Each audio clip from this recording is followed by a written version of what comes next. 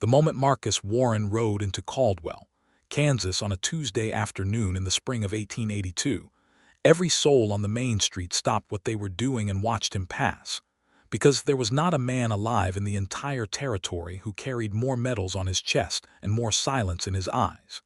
He was 34 years old, broad in the shoulder and lean in the hip, with dark brown hair that had begun to silver at the temples from years of hard weather and harder decisions.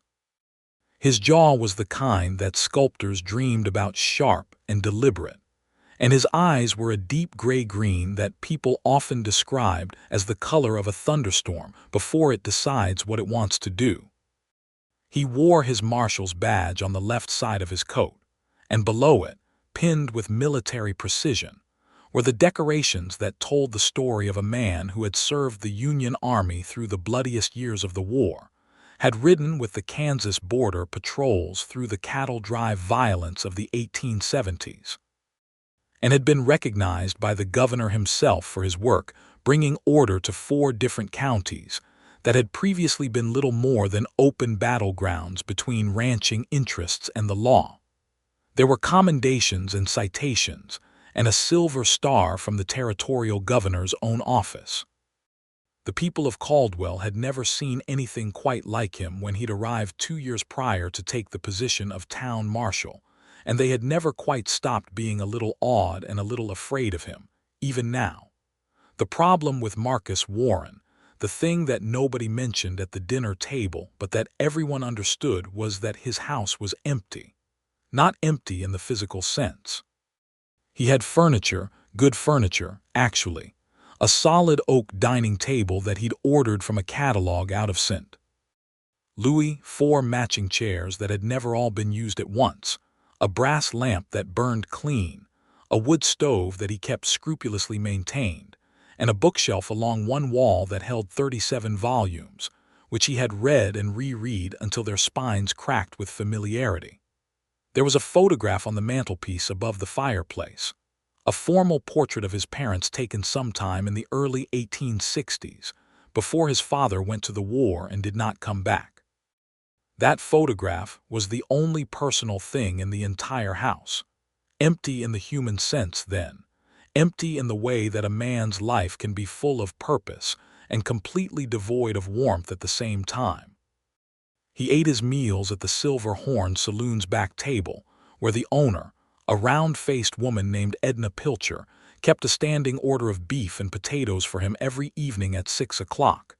He tipped generously. He spoke when necessary. He nodded his thanks. He rode back to the empty house and sat in the chair beside the window and read until the lamp burned low, and then he slept, and then he rose before the sun and did it all again. Reverend Holt at the First Methodist Church had tried to introduce him to his niece, visiting from Wichita. The niece had been perfectly pleasant and perfectly terrified of him, and the whole affair had lasted precisely 1 meal before the Reverend's wife quietly let it be known that she did not think it was a good match. Mrs. Eddie Calloway at the boarding house had suggested, with great diplomacy, that one of the schoolteacher candidates who came through might make an interesting prospect. 3 schoolteacher candidates had passed through Caldwell since Marcus took office. None of them had stayed long enough to have a second conversation with him. It wasn't that he was unkind. He was not unkind. It was that he existed behind a wall of competence and decoration that most people could not find a door through, and after years of no one finding it, Marcus Warren had quietly stopped expecting that anyone would.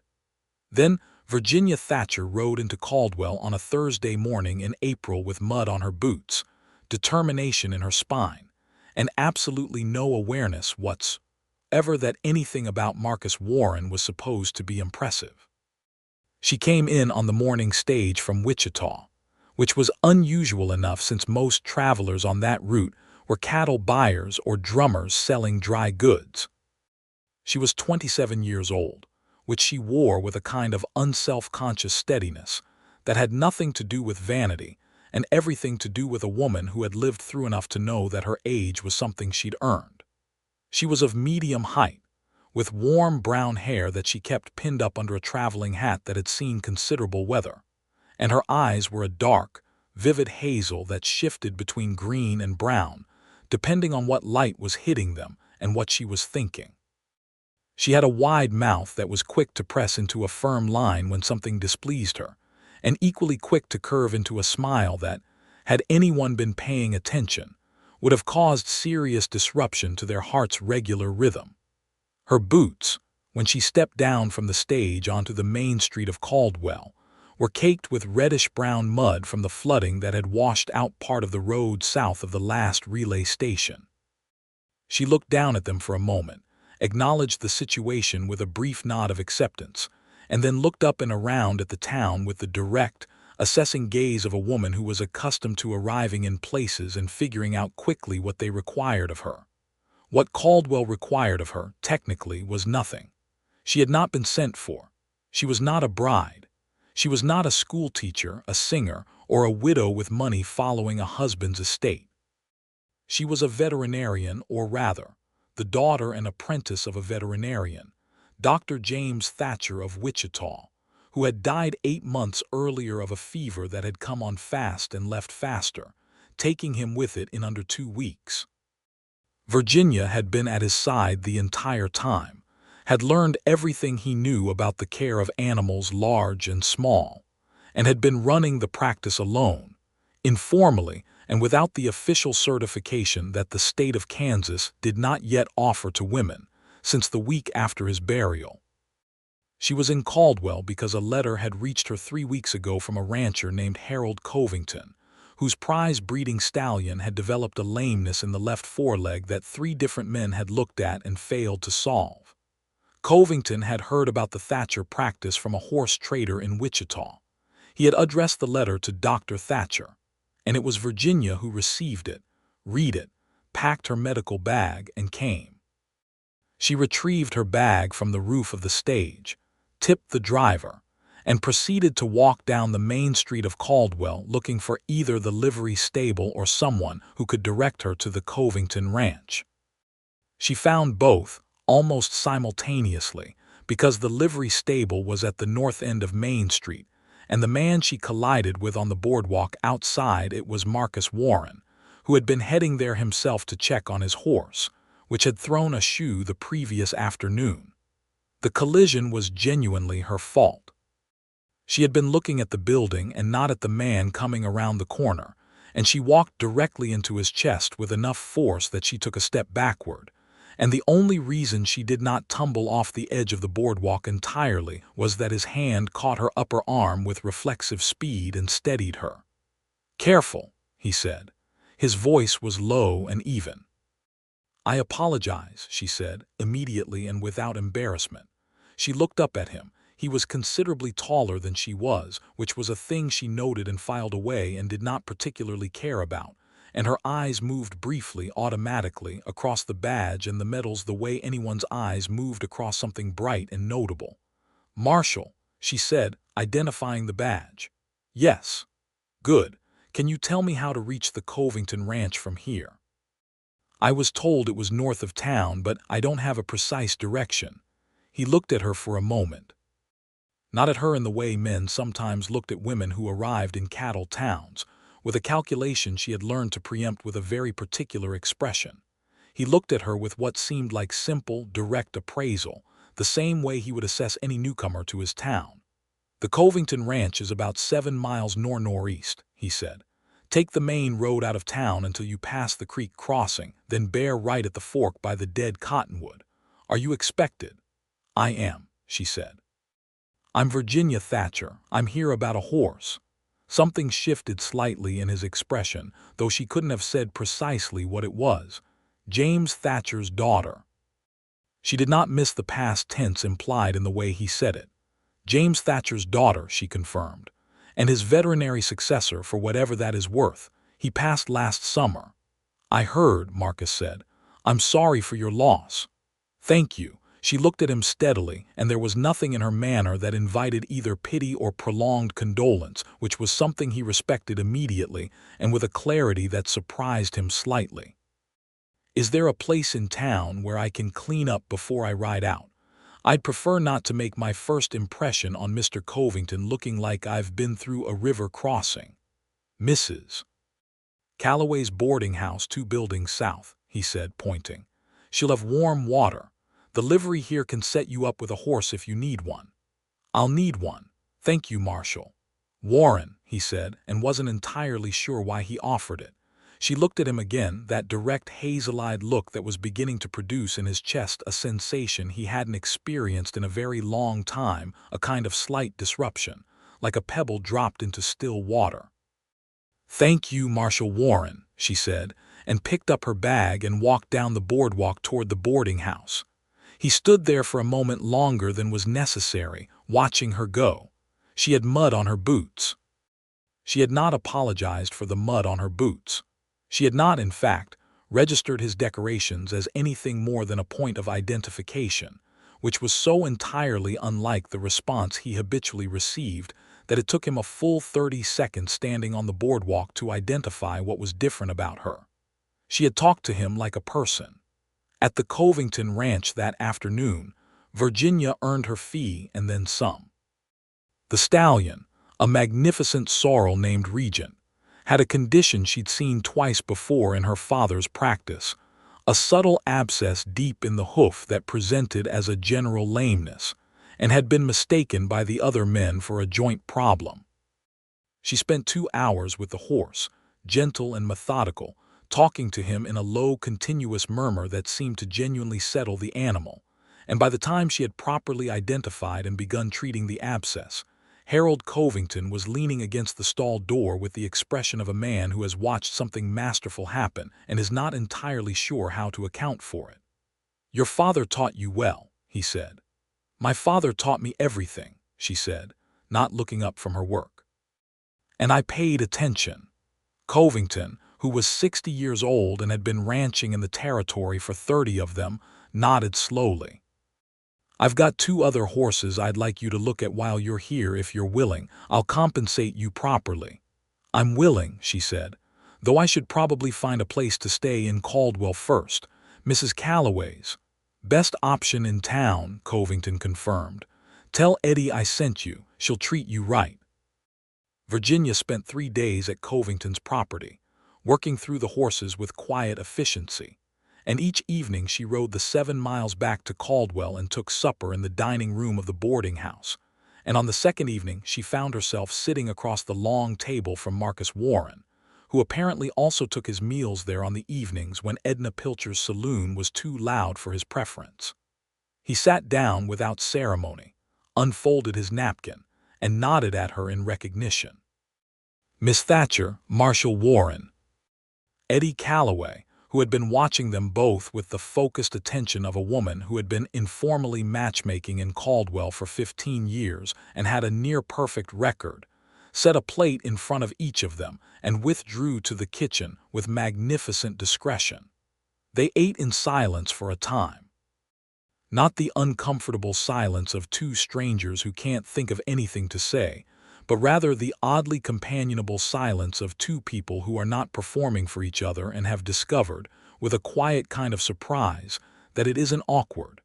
"How was the Covington stock?" he asked finally between bites. "The stallion is already walking better," she said. There were 2 others, one with a respiratory issue I've seen in horses kept in dusty conditions, and one with bad teeth that someone had been attributing to a sour disposition. He's much friendlier now that his mouth doesn't hurt. Something that was close to a smile crossed Marcus Warren's face. It wasn't a full smile. It was the slight warming of an expression that was usually contained, but it was genuine, and Virginia noticed it in the same practical, observant way she noticed everything. "You enjoy the work," he said. "I love the work," she corrected, and the directness of it, the unguarded simplicity of it, seemed to land somewhere on him that he hadn't anticipated. "I know it's unusual. I know what people think about a woman doing it, but I've been doing it since I was 14 years old alongside my father, and I'm good at it, and the horses don't care one way or another what the county thinks of my qualifications." "No," he agreed. "I imagine they don't." She looked at him then, that considering look that was becoming familiar to him even after only 2 brief interactions. "You were in the war," she said. "4th Kansas Cavalry," he said. "Among other assignments, and then the border patrols, yes, and now this, he confirmed. There was nothing defensive in his tone, but she heard something in it, some faint note of a thing examined and not entirely resolved, and being who she was, she let it be. She did not push it. She simply nodded and went back to her supper, and he found with a strange clarity that he was grateful for that more than he could have articulated. By the time she had been in Caldwell a week, 2 things had happened. One was that word of her work had spread through the ranching community, the way useful information always spread in cattle country, quickly, and with additions. And she had received requests from 2 more ranchers who wanted her to look at their horses. The other thing was that Marcus Warren had begun to find reasons to walk past the livery stable in the late afternoon, which was approximately when Virginia returned from her work on the outlying ranches, and on 3 of those occasions they had ended up walking back toward the boarding house together, talking. They talked about everything and nothing with a casualness that was, for Marcus, entirely unprecedented. She told him about growing up in Wichita in the years after the war, about riding beside her father in all weather, about the particular satisfaction of diagnosing something that had baffled other people.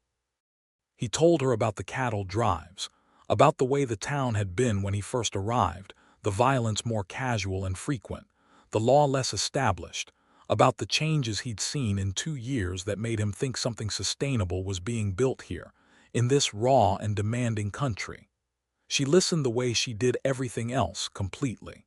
She asked questions that were specific and intelligent. She did not pretend to agree with him when she didn't. "You think the open range days are ending," she said on the 4th walk, which had become long enough that they were now circling through the quieter streets behind the main road rather than going directly to the boarding house. "I think the barbed wire will change everything," he said. "The big ranchers are already using it. In 5 years, 10 years, the cattle drives through town will be something people tell their children about." "Is that a good thing?" He considered it honestly. "In some ways. In others, I'm not sure. The men who have built their lives around the drives, that's a harder transition. And what about the Cheyenne and the Arapaho?" She said, and there was something careful and direct in her voice that told him she was watching to see how he would answer. The tribes that had once ranged freely across this entire territory had been pushed onto reservations, the last of the significant conflicts having ended only a few years prior, and it was a subject that most people in Caldwell either avoided or discussed with a breezy certainty that made Virginia's jaw tight. Marcus was quiet for a moment. "I was at the border during the last years of it," he said. "I followed orders. I believed in order and law. And I have thought about it every year since, whether those 2 things, order and law as I understood them, were applied in a way that was just." He stopped walking and looked out at the flat prairie at the edge of town, where the late afternoon light was turning everything gold and amber. "I don't think they were," he said. "I think what was done to the people who lived on this land before we decided it was ours to organize is something that will sit on this territory's conscience for a very long time, if the territory is honest enough to have one." Virginia looked at him. Something had shifted in her chest with those words, something significant and quiet. "Most men around here don't talk like that," she said. "Most men around here haven't spent enough time thinking about it," he said. She nodded slowly. She had a feeling, standing there in the amber light on the edge of the Kansas prairie, that she was not going to be leaving Caldwell as soon as she had planned. She stayed for another week, and then another. The ranching community of Caldwell and the surrounding territory, as it turned out, had an almost inexhaustible supply of horses that required expert attention. Virginia worked through them with the same calm efficiency, building a reputation that spread faster than she had expected and brought new requests on an almost daily basis. She took a room at Mrs. Calloway's on a monthly arrangement, which made Eddie Calloway look quietly pleased in a way that she concealed behind the business of writing up the agreement. She had been in Caldwell 3 weeks when the first real crisis arose. It came in the form of Jeb Cutter, a trail boss who had arrived with a herd from Texas and who had taken his business to a man named Pike, who ran a rough collection of corrals on the south edge of town and who had been treating horses with methods that Virginia, when she got her first look at them, described to Marcus that evening as criminal negligence dressed up as rough country practice. 2 of Cutter's horses had developed serious infections from improper wound care, and a third was in genuine danger. Cutter, to his credit, came to Virginia when he realized Pike's ministrations were making things worse, and she spent an entire day working on the animals, pulling Pike's so-called treatments out and replacing them with proper care, talking the whole time to Cutter about what had been done wrong and what to watch for going forward. It was during this work that Pike himself appeared, loudly, and with the particular belligerence of a man whose livelihood has been publicly questioned. Virginia had heard him coming and had not looked up from the horse she was treating. "You've got no business coming onto my operation," Pike said. He was a thick-necked man in his 40s with small eyes that stayed mean regardless of what expression the rest of his face was wearing. "Mr. Cutter has contracted me for his horses," she said, continuing to work with steady hands. "That gives me all the business here I require." "You're a woman playing at doctoring," Pike said, and there was something in his voice that was not just professional objection but something more personal and uglier. "Be that as it may," she said, "these horses are improving and that one nearly died under your care, so I think we can let the results speak." She was aware, without looking, of the way the other men in the area had gone quiet. She was also aware, with a warm and very specific clarity, that Marcus Warren had arrived on horseback at the edge of the corrals some minutes ago and had not announced himself, and was watching. Pike stepped closer, and his voice dropped into a register that was meant to intimidate. "I'm telling you to leave. And I'm telling you I'll finish with these animals first," she said, and still did not look at him. "You're welcome to file a complaint with the marshal's office if you feel the need." There was a long moment in which Pike considered his options, and then Marcus Warren's voice came from behind him, level and dry as the Kansas dirt. "Is there a problem, Pike?" Pike turned. Marcus was still on horseback, one hand resting easy on the saddle horn, and he was looking at Pike with the gray-green eyes that had, over 2 years, conveyed to a significant number of men in Caldwell that their available choices were narrower than they'd initially assumed. "She's on my property," Pike said. "Mr. Cutter's horses are on your property," Marcus said. "Miss Thatcher is with Mr. Cutter's horses at Mr. Cutter's request. That puts her whereabouts squarely in order." He paused. "That'll be all, Pike." There was another moment of Pike weighing things. Then he turned and walked away, and Virginia finally looked up from the horse, over her shoulder at Marcus. Their eyes met. She gave him a brief nod of acknowledgement that was completely matter-of-fact, as though having the marshal arrive on horseback to quietly and calmly neutralize a threatening man was a perfectly ordinary thing, and went back to her work. But later, walking back through town as the evening came down blue and cool, she said to him, "You didn't have to do that." "No," he agreed, "but you were there anyway." "I ride this way most evenings," he said, which was true and also not the complete picture, and they both knew it and neither of them said so. She looked at him sideways. "Thank you," she said, and meant it with a fullness that she didn't overstate. "You handled it well yourself," he said. "I wasn't sure I'd need to say anything." "I wasn't sure either," she admitted, "but it helped to know you were there." That was the most personal thing either of them had said to the other, and it sat between them in the quiet evening air with a weight that was not heavy but was undeniably present. They reached the boarding house. She paused on the step. He stood in the street. "There's a dance at the Callaways on Saturday," she said. "Eddie mentioned it. You should come." He looked at her. "I don't generally attend social events." "I know," she said. "You should come anyway." She went inside, and he stood in the street for a moment in the blue dusk, and something had shifted in his chest that was warm and uneasy and good, all at once, in a way that he was not sure what to do with, and found, with a kind of wonder, that he did not want the feeling to stop. He went to the dance. It was held in the wide back room of Calloway's boarding house, which Eddie cleared of its usual furniture, and arranged with lanterns and a fiddle player named Old Tom, who had been playing at these events since anyone in Caldwell could remember. There were perhaps 30 people there, ranchers and their wives, a few of the merchants from Main Street, some of the cow hands who were between drives. The mood was easy and warm, the way small-town social events are when the people in them have made the conscious decision to set down, for an evening, the hard practicalities of frontier life. Virginia arrived in a dress that was not fancy, but was very clearly her best one, a deep green wool that fit her well, and did something interesting to the color of her eyes, with her hair arranged more carefully than usual. She came in with Eddie Calloway and immediately began talking to the rancher's wife she'd met at Covington's, and she laughed at something the woman said, and that laugh crossed the room and hit Marcus Warren, standing near the doorway with a glass of cider he hadn't touched, like a warm wind off an unexpected direction. He had worn his good jacket. He had left the military decorations at home, which he almost never did in public. He wasn't sure why he'd done that until he walked through the door and saw her look up and find him across the room, and the fact that she looked at him first and then at his chest, and did not find the medals there, and the expression on her face was exactly the same warm, direct recognition as always, told him that he had made the right call. He crossed the room to where she was standing. "Marshal," she said.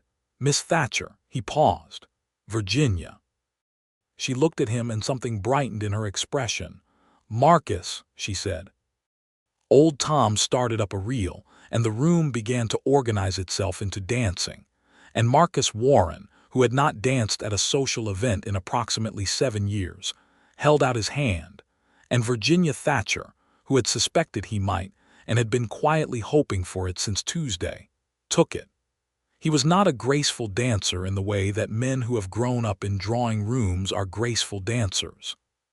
He was a man who understood movement and coordination, who had, in fact, spent a significant portion of his adult life depending on physical precision for his survival. And so when he danced, he did it with a careful, earnest competence that was its own kind of grace.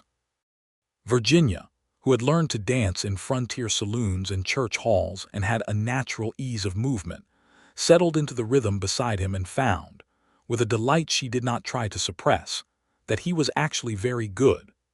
They danced 3 dances without stopping, which in a small gathering like this was the social equivalent of making an announcement, and Eddie Calloway observed this from the corner with the quiet, satisfied expression of a woman who had been right about something. Between dances, breathless and warm from the exertion, they stood at the edge of the room, and he brought her a glass of cider, and they talked about everything again, the way they always talked now, easy and real, and with the particular pleasure of 2 people discovering that they share a way of looking at the world that neither of them has found before in another person. "Do you ever think about leaving?" she asked. It was not an accusation or a challenge, just a genuine question asked by a woman who was getting to know someone. "I've thought about it," he said honestly. "After the war, after the border work, I thought about land somewhere quieter, Montana maybe. But I came here and the work was real and I stayed." "The decorations," she said, "they bother you." He looked at her surprised. "What makes you say that?" "You didn't wear them tonight," she said simply. "You wear them every other day. They're part of the job, the authority they represent, but tonight you left them at home and you look easier for it." He was quiet for a moment, looking at her with a seriousness that was entirely sincere. "You notice things," he said. "I'm a diagnostician," she said. "It's the same skill set. The decorations they represent real things," he said carefully. "Things I'm proud of and things I'm not entirely at peace with. The war was necessary and it was terrible. The border work, some of it was right and some of it was not. The governor's commendation was for keeping order in a place that needed order, but keeping order sometimes means making choices that sit heavy. And the man behind all of it, she asked softly, is he at peace? He looked at her for a long time with those gray-green storm-color eyes, and what she saw in them was a man who was genuinely honest enough to sit with the complexity of his own life without flinching from it. Working on it, he said. She smiled, and that smile, full and warm and real, did something to the space between them that neither of them needed to name. 2 weeks later, in early May, Virginia received a letter from a colleague of her father's in Abilene asking if she would consider coming there permanently to work with a new veterinary practice he was establishing. It was a serious offer, better money than she was making freelancing in Caldwell, a more established operation, the kind of professional legitimacy that was hard to come by for a woman in her field. She read the letter at the dining table in Callaway's and then put it down and looked out the window at the main street of Caldwell, where Marcus Warren was talking to one of the merchants in front of the dry goods store, and she watched him for a moment. The way he stood, the careful attention he gave to the man he was speaking with, and she felt something in her chest that was clear and complicated and entirely real. She needed to think. She rode out to the Covington ranch that afternoon, not because there was work there, but because the 7 miles of open prairie was the best thinking she had access to, and Harold Covington, who was a perceptive man, gave her a cup of coffee on his porch and did not ask questions. "You're wrestling with something," he said finally, when the silence had gone on long enough to become comfortable. "I received an offer," she said. "Good offer. Abilene." Covington nodded. He looked out at the prairie for a while. "Caldwell suits you," he said. "Don't know if you've noticed that coming from outside, but you fit here." "I've noticed," she admitted. "And Caldwell suits the Marshal more than it did before you came," Covington added, with the carefully neutral tone of a man saying exactly what he means and daring the listener to misunderstand him. She looked at him.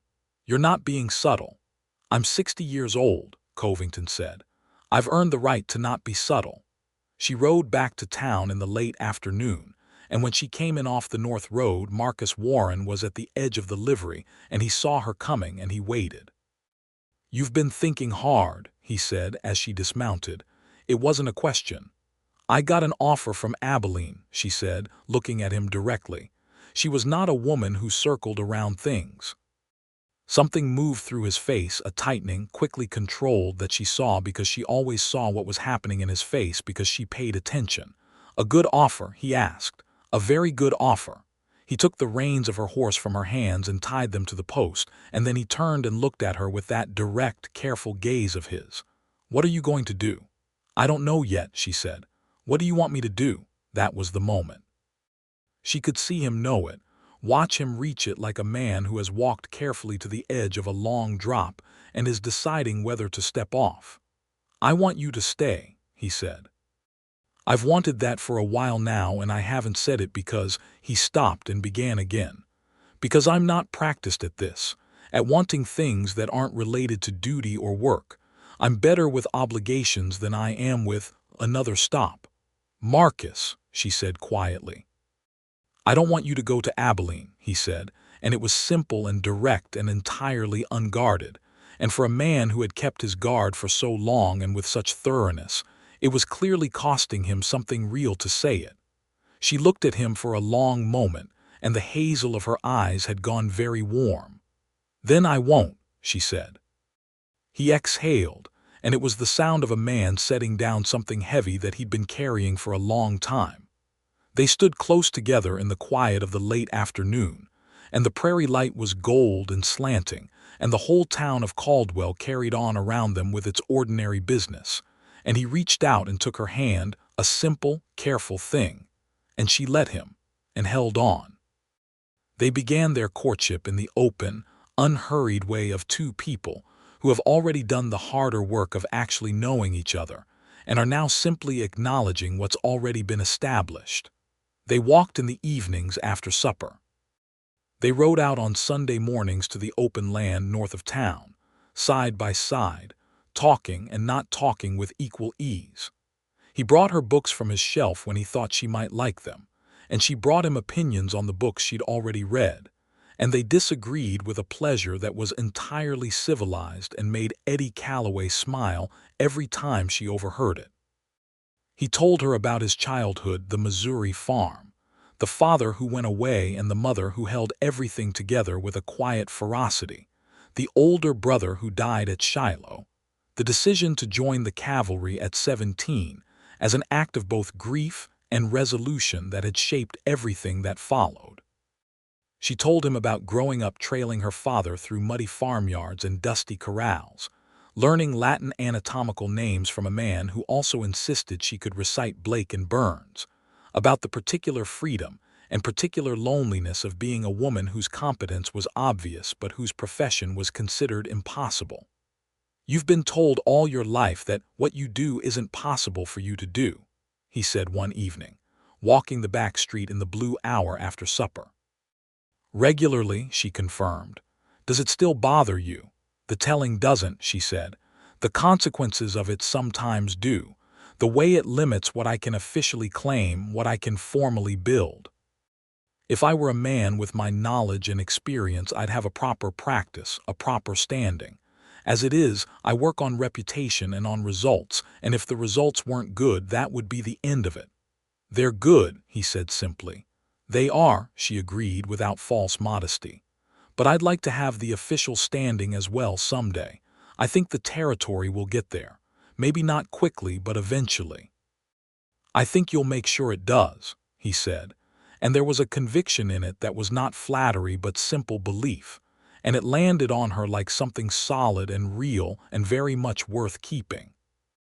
The day he first kissed her was in late May, after a thunderstorm had come through and left everything washed and glittering in the way Kansas can look after rain, the grass intensely green, the sky a deep purified blue, the air carrying that particular scent of wet earth and sage that is one of the specific beauties of the prairie. They had taken shelter from the storm in the livery stable and talked through the entire duration of it, and when it passed they stepped out into the fresh evening and stood looking at the light coming back gold and late through the cleared air, and he turned to her and she was already looking at him, and he said her name, just her name, "Virginia," in that low, careful voice, and then he kissed her with a gentleness that was the most deliberate thing he had done in years. She kissed him back with her hands on his chest, and it was warm and real and right in the way that things are right when they have been moving toward each other for weeks and finally arrive. When they separated, he looked at her with an expression that was open in a way she suspected very few people had ever seen on Marcus Warren's face. "I should have done that 3 weeks ago," he said. "You should have," she agreed, and the smile she gave him could have lit the whole street. June came in hot and beautiful, and the work of both their lives continued, Virginia's practice growing steadily as the summer cattle operations expanded the network of ranchers who needed her, and Marcus's work as marshal carrying the usual complications of a cattle town in summer, with the drives coming through and the associated tensions and the occasional night that was louder than anyone preferred. It was on one of those nights that the second real crisis arrived. A man named Garrett Hayes, who had been a cattle buyer in the area for several years, and who had a reputation for unpleasant dealings that he had thus far managed to keep just on the profitable side of illegal, arrived in Caldwell with a claim that Virginia had damaged one of his horses during an examination, that her interference had lamed an animal he'd paid good money for, and that he intended to hold her accountable. It was, from the first moment Virginia heard about it, plainly fabricated. The horse in question was a quarter horse she had examined 6 weeks prior, had found to be in good health, and had recommended to its owner at the time. Hayes had acquired the horse since then, through a sale she had no part of, and the lameness he was complaining about was likely the result of whatever treatment the horse had received in the interim. But Hayes had made the claim loudly and in public, at the Silver Horn Saloon, and in a cattle town in 1882, reputation was currency, and an attack on her professional credibility was an attack on everything she was trying to build. She heard about it on a Thursday morning, and she came directly to Marcus's office. He was at his desk, going through the weekly paperwork, and he looked up when she came through the door, and he saw immediately from her face that something was wrong. "Hayes," she said, and told him the whole of it in 3 concise minutes. He listened without interrupting, his elbows on the desk and his hands folded under his chin, and when she finished he was quiet for a moment. "The horse's condition before you saw it," he said. "Any documentation?" "I always write up my examinations," she said.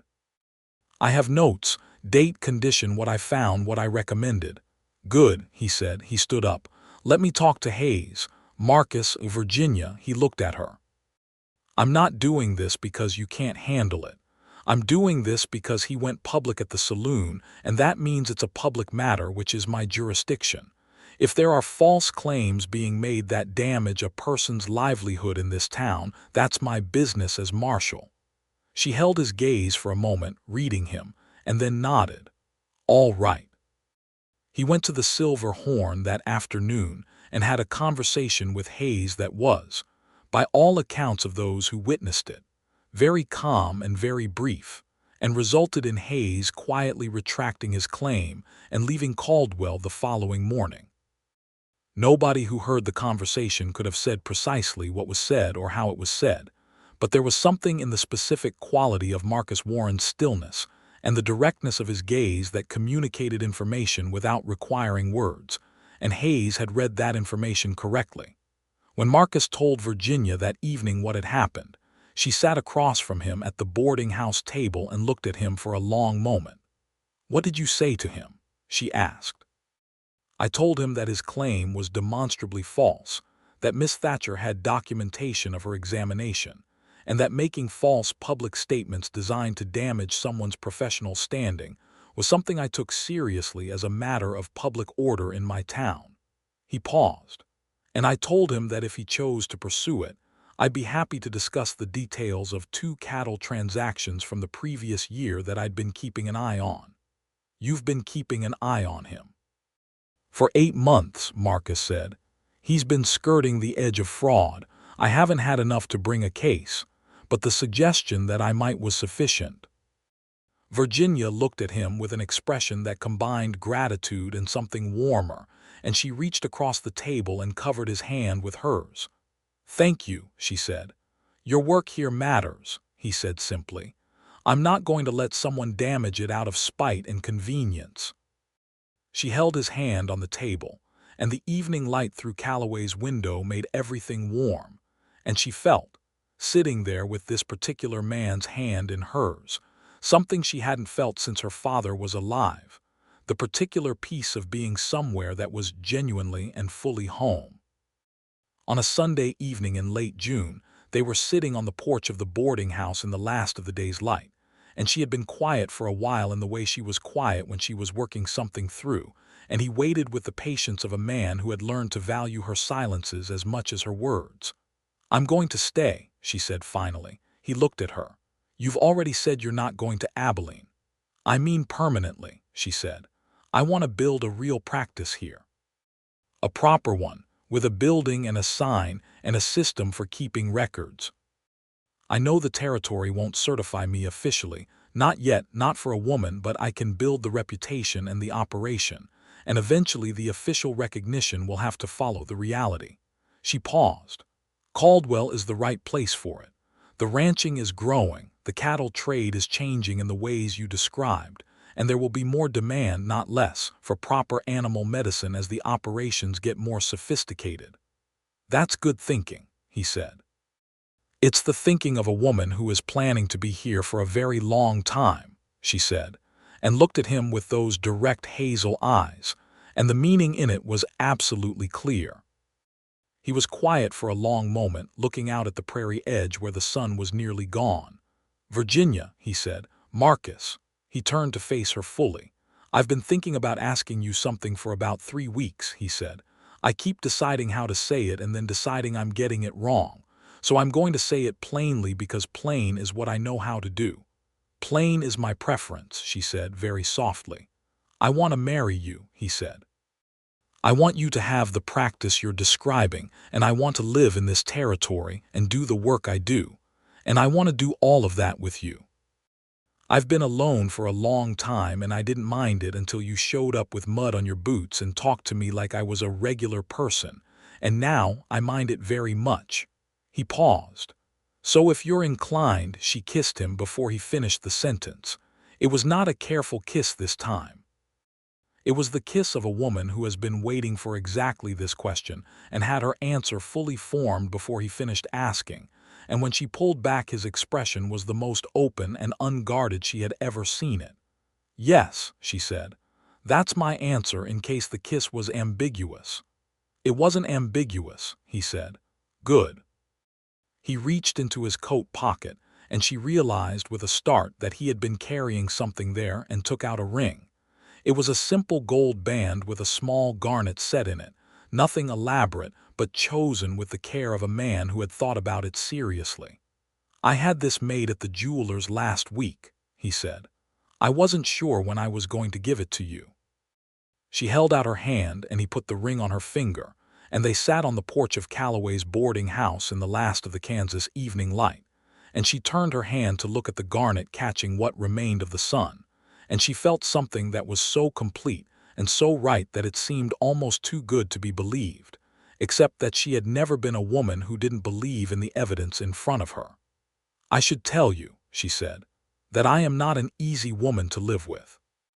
I'm opinionated, and I keep unusual hours, and I will come home smelling of horses and horses' medicine more often than is probably glamorous. I've known that since the third day," he said. "I find it entirely acceptable. And you," she said, looking at him with warm directness, "are a man who has kept himself at a distance for so long that remembering not to do that will probably require some practice." "I know," he said honestly. "I'm willing to practice." "Then we'll do well," she said, and leaned against his shoulder in the falling dark.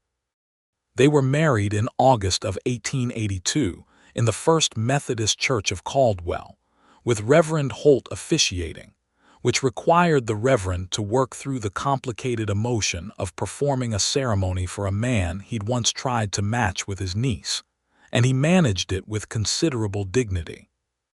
Harold Covington was there, beaming with the satisfied expression of a man who feels he had a hand in things. Eddie Calloway was there in her best dress, and she cried with an openness that embarrassed absolutely no one. Virginia wore a dress she'd had made in Wichita, ivory cotton with green embroidery at the collar and cuffs that matched the ring she already wore on her left hand, and she carried a small bunch of prairie flowers that one of the rancher's daughters had gathered that morning.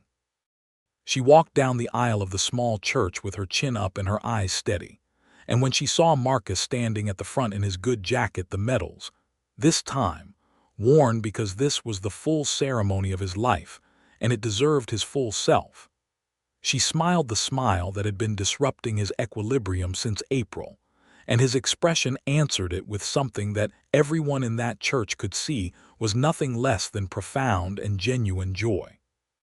He said his vows in a clear, careful voice, the same voice he used for things that mattered to him, and she said hers back to him in a voice that was equally clear and considerably warmer. And when Reverend Holt declared them married, Marcus took both her hands in both of his, and the look between them needed nothing added to it. They moved into his house on Cedar Street, the house that had been empty in all the ways a house can be empty. And Virginia, who had an instinct for inhabiting spaces, began immediately and without fanfare to make it into something different. Not by changing it dramatically, but by filling it with the particular warmth of a woman who is genuinely at home somewhere. Her books joined his on the shelf. Her medical bag went on the hook by the door. A jar of dried prairie flowers appeared on the windowsill. The 4 chairs at the oak table began to be used, 2 at a time, for every meal, and their conversation filled the rooms in the evening, and the lamp burned longer now because there were 2 people reading beside it instead of 1. Marcus noticed all of it with a continuous, almost incredulous gratitude that he did not try to conceal. He was a man who had been self-sufficient for so long that the discovery of what self-sufficiency had been costing him came in waves, small and specific, the difference between waking up alone in a house and waking up with someone breathing beside you, between coming home to silence and coming home to the sound of another person moving through the space, between a meal eaten from a sense of physical necessity and a meal that was an occasion because you were sharing it.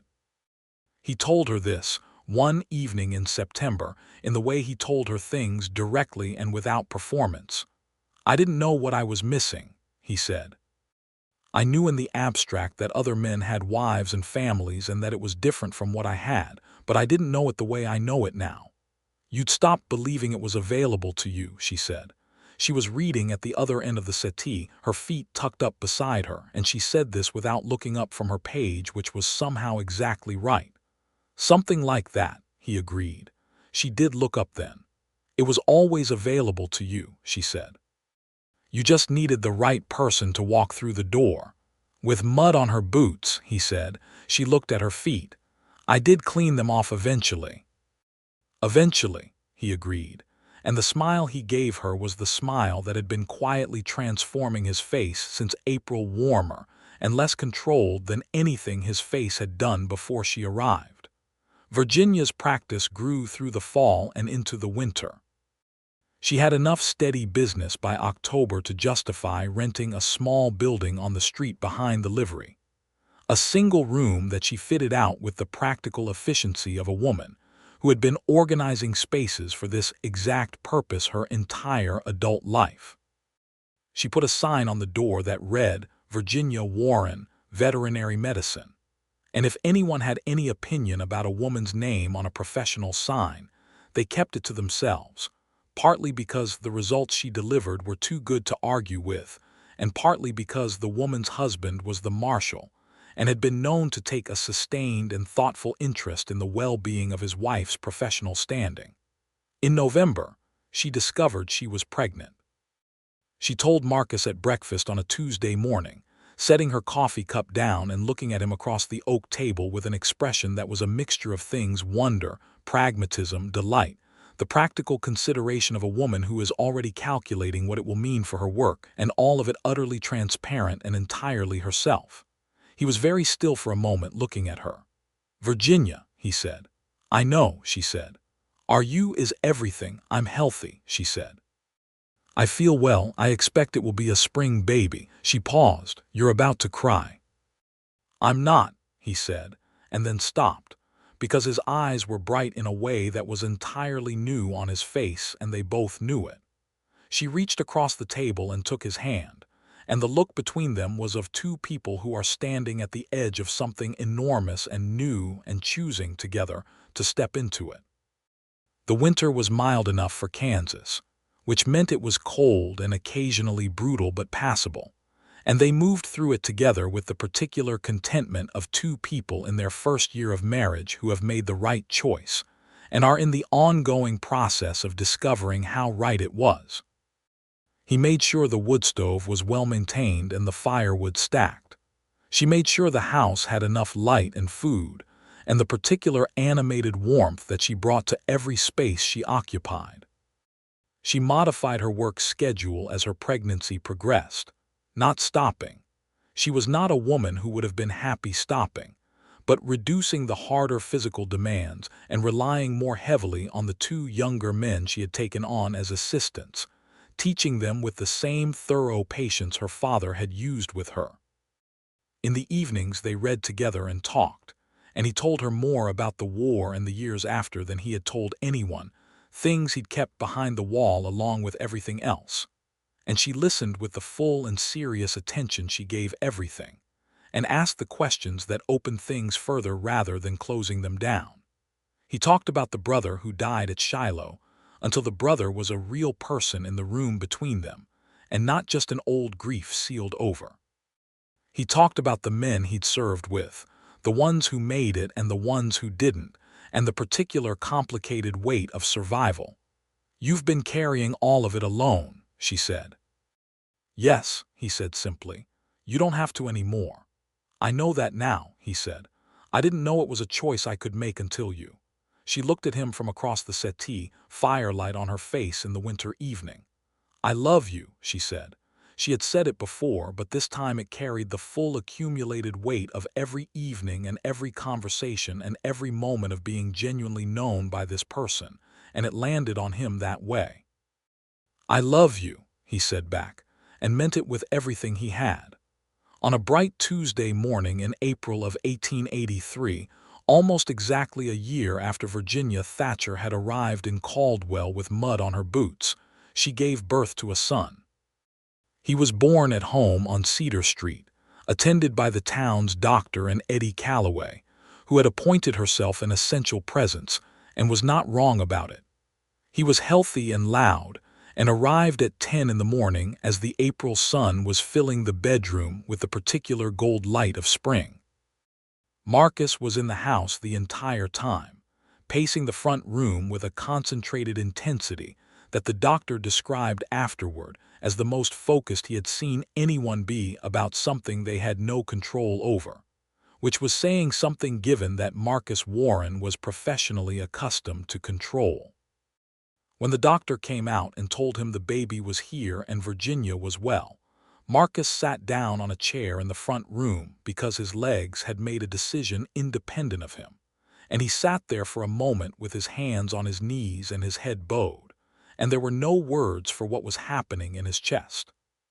He went in and Virginia was in the bed with the infant in her arms, and she looked up at him with eyes that were exhausted and luminous and entirely herself, and he crossed the room and sat on the edge of the bed beside her.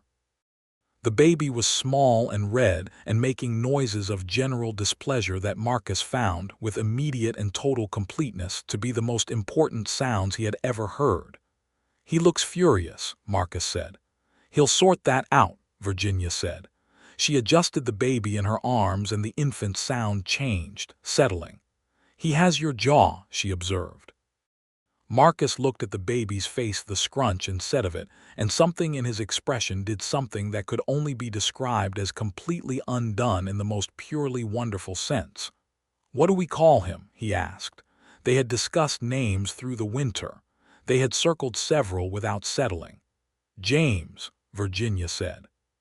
"For my father," Marcus nodded slowly. "James Warren," he said. "That's a good name."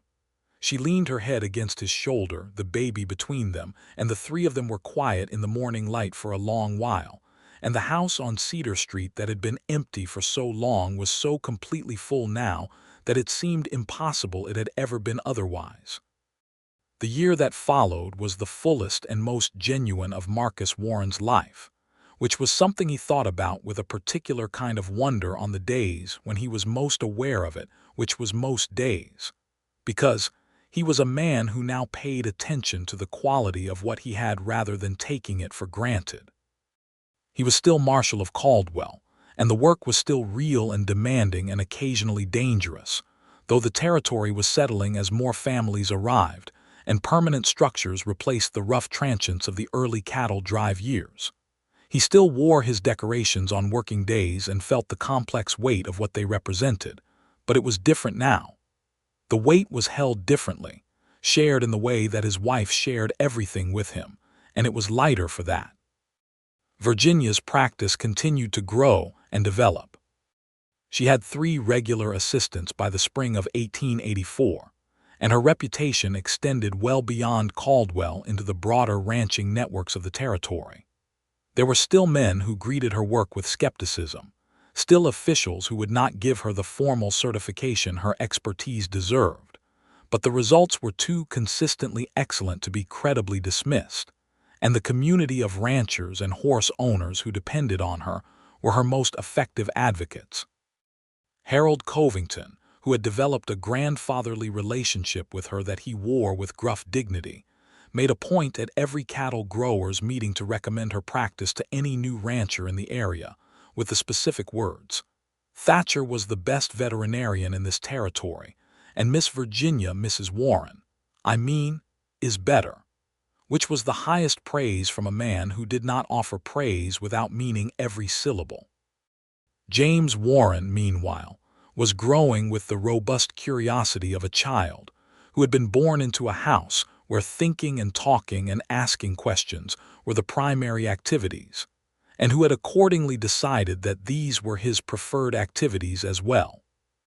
By the time he was walking steadily, he was also following his mother around with the focused interest of a small person who has identified where the most interesting things happen, and Virginia, who had been trained by a father who believed in answering children's questions thoroughly and honestly, was raising her son the same way. Marcus watched this with a pleasure that was continuous and new. He had not expected, had not let himself imagine, that he would have this. A child who carried his jaw in his mother's eyes, and who looked up at him with the particular trusting attention of a small person who has decided that their father is an entirely reliable and fascinating person. It was, he had to admit, the most decorated thing in his life by a considerable distance. He said something like this to Virginia one evening when James was 18 months old and asleep in his crib in the back room, and they were reading in the sitting room with the windows open to the summer air. "I have all of those commendations and citations," he said, looking at the medals in their box on the shelf. He'd moved them from his chest to the shelf after the wedding, wearing them only on formal occasions now, and none of them, not one of them, comes close to this. Virginia looked up from her book. Close to what specifically? He gestured with his hand at the room, at the house, at the life, and it was not a very precise gesture, but it was utterly clear. "This," he said. She set her book down and crossed the room and sat beside him and leaned against his shoulder, which was their evening arrangement when the day had been long and the house was quiet, and he put his arm around her with the ease of a habit that had become the best habit of his life. "You were the most decorated man in the territory," she said. "I was. And the loneliest." A pause. "Yes. And now." He pressed his lips to the top of her head and held her in the warm summer evening with the sounds of Caldwell drifting through the open windows, distant voices, a horse on the main street, the ordinary music of a living town. He thought about the house that had been empty and the wall that had been intact, and the man who had stood on a boardwalk for 30 seconds, unable to identify what was different about a woman with mud on her boots who talked to him like a person. "Not even a little," he said. In the autumn of 1884, Virginia discovered she was pregnant again. She told Marcus at breakfast in the same way she had told him the first time, directly, and with the particular mixture of practicality and wonder that characterized everything she did, and his response was the same as before: stillness, brightness at the eyes, and the reaching across the oak table that had by now hosted thousands of their meals and conversations. "James will have company," she said. "He'll be pleased about that when he's old enough to understand it," Marcus said. "Right now he mostly wants to be the only person in the room." "He gets that from you," she said. "He gets it from you," Marcus said, and the smile between them was entirely warm. This baby came in May of 1885. A girl, born in the same bedroom as her brother, attended by the same doctor and the same Eddie Calloway, who had by now fully committed to being present for every significant event in the Warren household, and was not going to be persuaded otherwise. She was born in the afternoon, smaller than James had been but equally loud, and she had her mother's hazel eyes and a fine dark cap of hair that Marcus said looked exactly like Virginia's had looked in the photograph she'd brought from her father's house in Wichita. They named her Clara, for Marcus's mother, who had died 5 years earlier in the Missouri farmhouse where he'd grown up, and who had been the first woman in his life who had taught him what it looked like when someone was quietly and completely devoted to the people they loved. "Clara Warren," Virginia said, testing the name in the quiet of the bedroom while Marcus held the infant with the practiced confidence of a man who had been carrying his son around for 2 years and had long since lost his early terror of it. "She'll do something remarkable with it." "She comes from remarkable people," Marcus said, looking at his daughter's face with the expression that was by now entirely natural to him. That particular open, undone quality that was the face of a man who no longer had anything to prove to anyone and knew it. James, at 2 years old, received the news of his sister with the skepticism of a toddler confronting competition, but within a week had decided she was interesting enough to sit near for extended periods, which Virginia considered a success. The years that followed built themselves in the way the best years do, not dramatically, but with a continuous accumulation of ordinary days that, taken together, constituted a life of profound fullness. The town of Caldwell grew and changed around them, the cattle drives diminishing as Marcus had predicted, the barbed wire spreading across the open range, the railroad extending its reach and changing the economics of everything. New families arrived, and the rough frontier edge of the town softened into something more permanent and structured, and Virginia's practice grew with it, adapting to the new demands of a more settled agricultural community that needed animal medicine for livestock of every kind. She got her formal recognition, eventually. In 1887, the state of Kansas, lagging behind her actual expertise by nearly a decade, began issuing veterinary certifications, and Virginia Warren was among the first women in the state to complete the formal examination process, which she did with a thoroughness that resulted in one of the highest scores recorded that year, which gave her quiet, fierce satisfaction and caused Harold Covington to make a speech about it at the next cattle growers' meeting that went on for considerably longer than anyone expected, but that nobody interrupted. Marcus remained Marshal of Caldwell for several more years, eventually stepping down in 1889 when the town had grown enough to support a full marshal's department with deputies, and he made the transition to his official retirement from law enforcement with the same deliberate thoughtfulness with which he approached everything. He had been approached by the territorial governor's office about a higher administrative position, something involving the organization of law across multiple counties, and he discussed it with Virginia over several evenings at the oak table with the same careful honesty they brought to everything. "Do you want it?" she asked. "I'm not sure," he said. "The work would be meaningful. The travel would be considerable." "The travel would take you away from the children," she said, not accusingly, just factually. "Yes," he said, "I keep coming back to that." Virginia looked at him across the table. James was 7 now, reading at the bookshelf with the intensity of a child who had inherited both his parents' relationship with books. Clara was 4, asleep, having exhausted herself in the afternoon with an elaborate project involving every small animal she could locate in the vicinity of the house. "I think," Virginia said carefully, "that you have spent a great deal of your life doing the larger thing, the territory-wide thing, the war, the border, the law. And I think you are very good at it, and the territory is better for it." She paused. "But I also think that the thing you did not have for a very long time, which is this," she made the same gesture he had made years ago, "at the room and the life, is worth protecting. And you get to decide what protecting it looks like." He looked at her for a long time, then he said, "I'm going to turn it down." She nodded slowly. "I'll support whatever you decide." "I know," he said. "I've decided." He looked at his son at the bookshelf, at the door behind which his daughter was sleeping, at his wife across the oak table with the lamplight on her face. "This is the work I want to do now. This territory, this family, this particular piece of ground."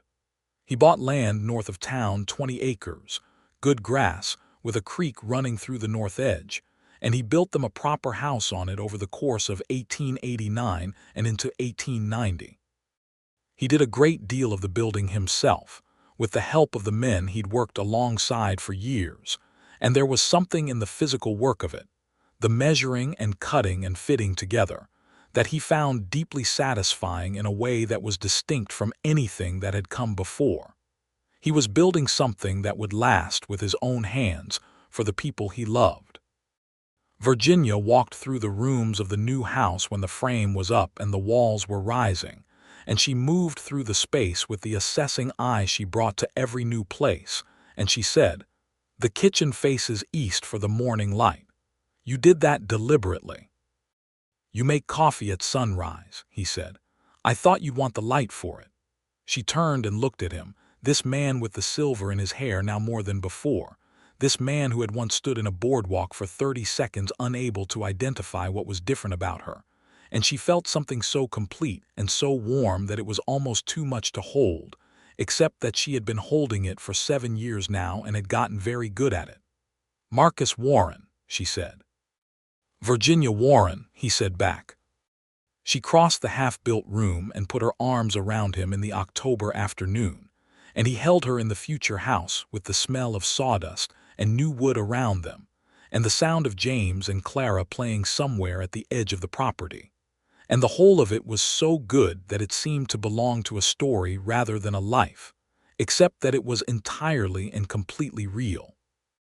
They moved into the new house in the spring of 1890, and it was everything the house on Cedar Street had become, and more, a space that had been built specifically for the life they were living, and that fitted it accordingly. The bookshelf ran the full length of one wall and held considerably more than 37 volumes. The kitchen had the east-facing window and the morning light. There was a small outbuilding for Virginia's continued local practice, and a paddock for the horses. James, at 8 years old, had developed a passion for the horses that delighted Virginia and Marcus in equal measure, and she began teaching him about their care with the same patient thoroughness her father had used with her. He had his father's careful attention and his mother's instinctive gentleness with animals, and he took to the learning with a seriousness that made Virginia think, watching him one afternoon, that the Thatcher practice might have a future she hadn't anticipated. Clara, at 5, had an entirely different personality, louder and more social, and with an unshakable certainty about what she wanted and how things should be organized that Marcus recognized as distinctly her mother's. She was also, he observed with amusement, the person in the family most likely to walk into a room and immediately assess everyone in it, which was so completely Virginia that it made his chest warm every time. One evening in the summer of 1890, with the children in bed and the house quiet and the summer dark coming in blue through the open windows, Virginia and Marcus sat on the porch of the new house and looked out at the Kansas sky, which was doing what Kansas skies do in summer, filled with more stars than seemed reasonable, spread out over more distance than any single person's eyes could properly encompass. "Do you remember," Virginia said, "the first thing you said to me?" "Careful," he said immediately. She laughed, that full, warm laugh that had crossed the room at the Callaway dance 8 years ago and disrupted everything. "Careful," she confirmed. "And then you told me how to get to Covington's ranch." "Very romantic first conversation," he said. "I thought it was a perfectly good first conversation," she said. "You gave me useful information without making me feel like I needed permission to be there. That counted for a lot." He looked at her profile against the dark. "When did you know?" he asked. It was something they had discussed before and never quite exhausted because they approached it from different angles every time. She considered. "The evening you said you didn't think the treatment of the tribes was just," she said.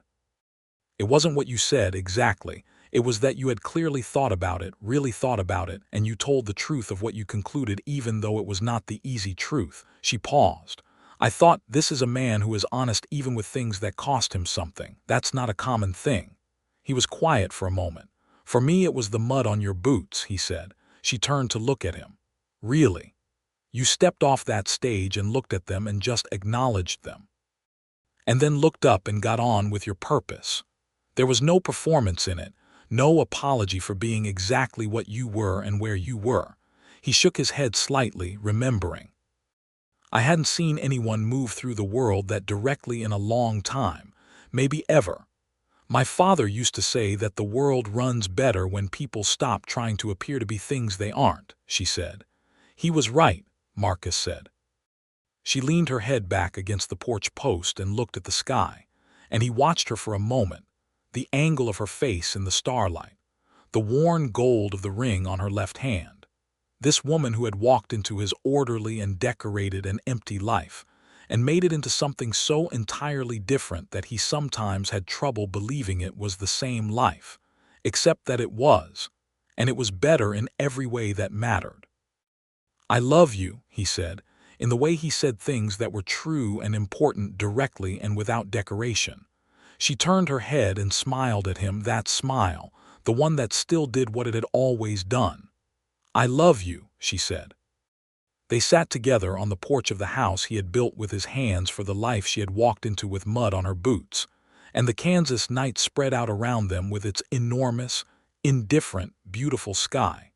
And from inside the house, they could hear the quiet sounds of their children sleeping. And they were, both of them, in the fullest and most real sense of a word that gets used too casually and not often enough, home. The metal box sat on the new bookshelf, which was appropriate and right, a record of real things, a history of a man who had been shaped by large and difficult events and had done his work through them as well as he knew how. Virginia had asked him once, early in their marriage, if he wanted to put them somewhere less prominent, and he had thought about it and said no, because they were part of who he was, and who he was had led him to everything he now had, and he was not inclined to hide any part of the road that had brought him here. But they were not the most important thing on the shelf. That was a photograph taken in the summer of 1886 by the photographer who came through Caldwell, Marcus, and Virginia and James at 3 years old, standing on the street in the afternoon light. Virginia's hand was in Marcus's, and James was looking at something off to the side with the concentrated interest of a toddler who has spotted something worth investigating, and Marcus was looking at Virginia, and the expression on his face was the most decorated thing he had ever worn. Not the medals and citations of a man who had been recognized for duty and service and the application of force to the problems of a hard country, but the expression of a man who has been found by the right person and knows it in his bones, and wears it openly without any wall between himself and the knowledge. It was, Virginia often thought when she looked at the photograph, that expression on that face, on her husband, the finest thing she had ever had any part in making. In 1891, Virginia took on her first formal apprentice, a young woman from Abilene, 20 years old, named Frances Doyle, who arrived in Caldwell with a letter of introduction from the Abilene veterinary practice and a hunger for the work that Virginia recognized immediately and thoroughly. "You want to do this properly," Virginia said at the end of their first conversation. "More than anything," Frances said. "Then stay," Virginia said. "I'll teach you what I know, which is considerable, and I'll tell you honestly what the work will cost you and what it will give you, and you can decide from there." Frances stayed and learned, and the practice on the land north of Caldwell grew into something that had a real permanence and a real future, which was exactly what Virginia had planned when she'd stood on the boardwalk of Caldwell's Main Street on a Thursday morning in April of 1882, and told Marcus Warren that she was there about a horse. James Warren, at 10 years old, was already assisting his mother and Frances in the paddock, with an aptitude that was not obligatory but genuine, and there was no question in anyone's mind about what direction his future would take. Clara Warren, at 7, had different plans. She had announced to her father on a Tuesday morning with absolute certainty that she was going to be a teacher, and that she was going to do it better than any teacher who had come before her, and Marcus had looked at her with the grave respect she required, and said he had absolutely no doubt she would, and meant every word. And Marcus himself, the most decorated man in the territory, who had been the loneliest man in it for longer than he wanted to remember, sat at his oak table one autumn evening in 1891, with his wife reading across from him, the sound of his children's voices from the other room, the smell of supper finished, and the lamp burning clean, and he felt something so complete and so unassailable that it required no particular action or recognition. Only the ordinary and extraordinary act of being fully present inside a life that was, without any remaining doubt, exactly the right one. He reached across the table and covered Virginia's hand with his, and she looked up from her book, and the look between them was everything it had always been, direct and warm and perfectly without pretense, and she turned her hand in his and held on. Outside, the Kansas sky was doing its vast and indifferent work, stars appearing one by one in the darkening east. The creek at the edge of the property was making its quiet sound in the autumn dark. The horses in the paddock shifted and settled. The new house that Marcus had built with his own hands stood against the prairie night, lit from within, full in all the ways a house and a life can be full. The mud on her boots had long since been cleaned off, and the wall behind his eyes had long since come down, and somewhere between a boardwalk collision and an April morning, and a dance and an honest conversation at the edge of the prairie, two people who had each been alone with their work and their competence and their carefully maintained self-sufficiency had found in each other something that made all of it mean more. The work, the land, the hard history, the going forward life. The decorations on the shelf were the record of a man who had served and survived.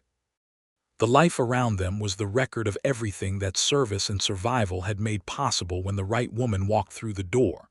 Virginia Warren closed her book and looked at her husband across the lamplight and said, "Tell me something." "What do you want to know?" he asked.